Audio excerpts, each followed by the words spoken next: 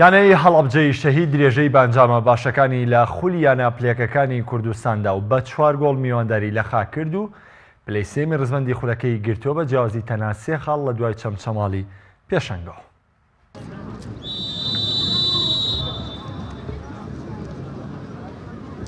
هەفتەی هەشتەمی یاریەکانی خولی پلێکی کوردستان کۆتایی هاتوو. یانەی هەڵەبجەی شەهیدیش لەسەر ئەنجامە باشەکانی بەردەوامە و 3 خاڵی گرنگیشی دوای گۆڵبارانکردنی یانەی خاکی میوان بەدەستهێنا. لە یەکێک لە یاریەکانی ئەم هەفتەی خولەکەدا یانەی هەڵەبجە لە یاریگاو لە بەردەم هاندەرانیدا میوانداری خاکی کەرکووکی کرد. گێمی یەکەم سەرڕای چەندین هێرشی یاریزانانی هەردوویانە بۆ سەر گۆڵی یەکتری بە تایبەتی یانەی خاوەن یاریگا، بەڵام سەرجەم هەوڵەکانیان بێسوود بوو. تۆڕی گۆڵی هەردوویانش لەم گێمەدا بەخاوێنی مایەوە. گێمی دووەم تەواو جیاواز بوو بۆ یانەی هەڵەبجە، چونکە لە سەرەتای ئەم گێمە و لە خولەکی 47 شادمان سەباح گۆڵی یەکەمی بۆ یانەکەی تۆمار کرد. هێرشەکانی یانەی هەڵەبجە بۆ سەر گۆڵی میوانەکەی بەردەوام بوو، بە جۆرێک بواری بەیانی خاک نەدەدا کە ئەنجامەکە یەکسام کاتەوە. بەهۆی هێرشە یەک لە دوای یەکەکانی یاریزانانی یانەی خاوەن یاریگاشەوە بەرهەم ئەسکەندەر و ئەحمەد خەمیز لە خولەکەکانی 67 و 74 گۆڵی دووەم و سێمی هەڵەبجەیان تۆمار کرد. یانەی میوان هەوڵی زۆریدا بۆ یەکسانکردنەوەی ئەنجامەکە، بەڵام هەوڵەکانی بێبەرهەم بوو.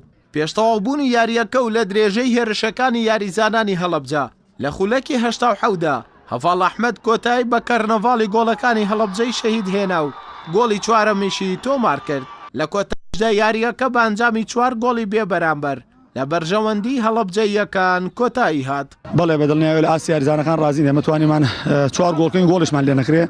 ئێمە سپاس بۆخوا ئەوەی کە لە پێش ئامانزمان بوومانەوە بوو لە خولەکە. ئێستا ڕۆشتێتە ناو منافەسەی خولەکە ئیشەڵا بە هەموو توانایەکمانەوە ئەوەی لە توانامان بە ئێمە یەکێنی تر دەستنەتیجەش لە دەسەڵاتی ئێمان نییە. ئیشەڵا هەوڵی تەواوین و دڵی ئەوان دەرەش خۆشکەین. وەڵا بەتاکید یاریەکە سەرەتای مەش گێمیەکەم توانم بڵێم باش بووین، بەڵام گێمی دووەمە هەموو کتیپێکەوەی بەسەرادێنی هێرە من بۆ یەکەم جارمە مانە ئەم شێواز یاریکردنە بەسەری ما بێت کە 4 تۆ بێت 4 هەڵەی کوشندە بێتە یەکسەر ببێت گۆڵ سەرت. بۆ یەکە تۆزە یاریەکە قرس بوو بەسەرێمە لە دووەم گۆڵەوە بۆ یەکە بووە 3 و 4 تەنانەت دەگەر دوو گێمی کەشێمە یاریمان کرایە گۆڵمان ناتوانانی بکەین لەبەرەوەی ئاسی یاریزانەکانمان بۆ شێوەیە نەبوو و زۆر خراپ یاریمان کرد بۆ یەکە ئەو ئەنجامە بەسەرمانە هات.